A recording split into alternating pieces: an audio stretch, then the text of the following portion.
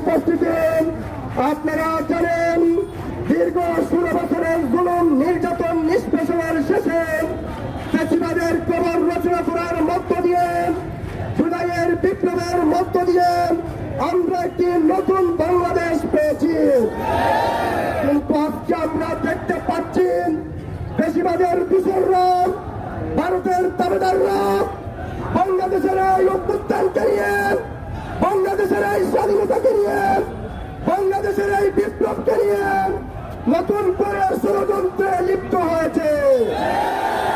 আমরা আজকে তথ্যহীন কণ্ঠে বলতে চাই, আপনারা যারা নতুন করে প্রতিবাদ কায়েম করতে যাচ্ছেন, নতুন করে বাংলাদেশকে নিয়ে ষড়যন্ত্র করছেন, আপনাদের এই বাংলাদেশে নতুন করে সংসার গ্রহণ করা, সংসার গুণা বাংলাদেশের তৌহিদি ছাত্র জনতা তা পুলিশ করে দেবে ইনশাআল্লাহ।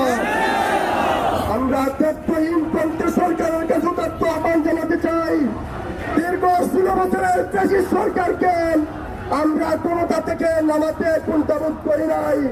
তাদেরকে ক্ষমতা থেকে নামাতে মাত্র 35 দিন প্রয়োজন হয়েছে। আজকেও যদি কেউ ফ্যাসিবাদ কায়েমকে সহযোগিতা করেন, আমরা স্পষ্ট ভাষায় বলতে চাই তার পরিণতি আপনাদেরকে গুনতে হবে। সংগ্রামী উপস্থিতি, আমরা গতকালকে লক্ষ্য করলাম আমাদের একজন ভাই যাকে এরদাস থেকে টেনে নিয়ে ইসকনের সদস্যরা, ইসকনের সন্ত্রাসীরা হত্যা করে শহীদ করেছে। আমরা আজকে স্পষ্ট ভাষায় বলতে চাই ইসকনকে বাংলাদেশে নিষিদ্ধ করতে হবে। বিপ্লবের হত্যাকারীদেরকে অবিলম্বে বিচারের মুখোমুখি করে ফাঁসির কাজকে তুলাতে হবে। দেশের ছাত্র জনতা তাদের সামনে নিয়ে এসেন সরাসরি কোর্ট বসিয়ে ছাত্র জনতার আদালতে তাদেরকে ফাঁসির কাজ করে জানাতে হবে। আমরা আজকে তথ্যহীন কণ্ঠে বলতে চাই, সংগ্রামী উপস্থিতি, কিভাবে সন্ত্রাসীদেরকে ফ্যাসিস্টকারীদেরকে শাস্তি করতে হয় আমরা 35 জুলাইয়ে তা দেখিয়ে দিয়েছি। সন্ত্রাসীরা, ফ্যাসিস্ট কায়েমকারীরা, নতুন করে বাংলাদেশকে নিয়ে ষড়যন্ত্রকারীরা তোমাদেরকে কিভাবে শাস্তি করতে হয় সেটা ইসলামী ছাত্র শিবির ভালো করে জানে। সাবধান করে দিতে চাই, বাংলাদেশকে নিয়ে ষড়যন্ত্র বন্ধ করুন।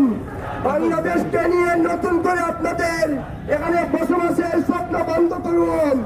আমরা আজকে ছাত্র শিবিরের পক্ষ থেকে সকল ছাত্র জনতাকে, সকল শ্রেণী পেশার মানুষকে উদাত্ত আহ্বান জানাতে চাই, আসুন আমাদের এই অভ্যুত্থানকে, আমাদের এই বিপ্লবকে আমরা আমাদের জীবন দিয়ে আমরা সেটাকে টিকিয়ে রাখি।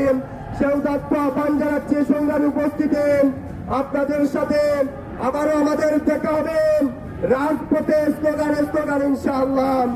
এখানে কোন সন্ত্রাসীদের টাই সিলেটে হবে না ইনশাআল্লাহ, কোন ক্যাম্পাসে সন্ত্রাসীদের টাই হবে না। সংগ্রামী উপস্থিতি, আকাশ গগন বিদারিত কণ্ঠে আমরা আল্লাহ তাআলার তাকবীর দিতে চাই।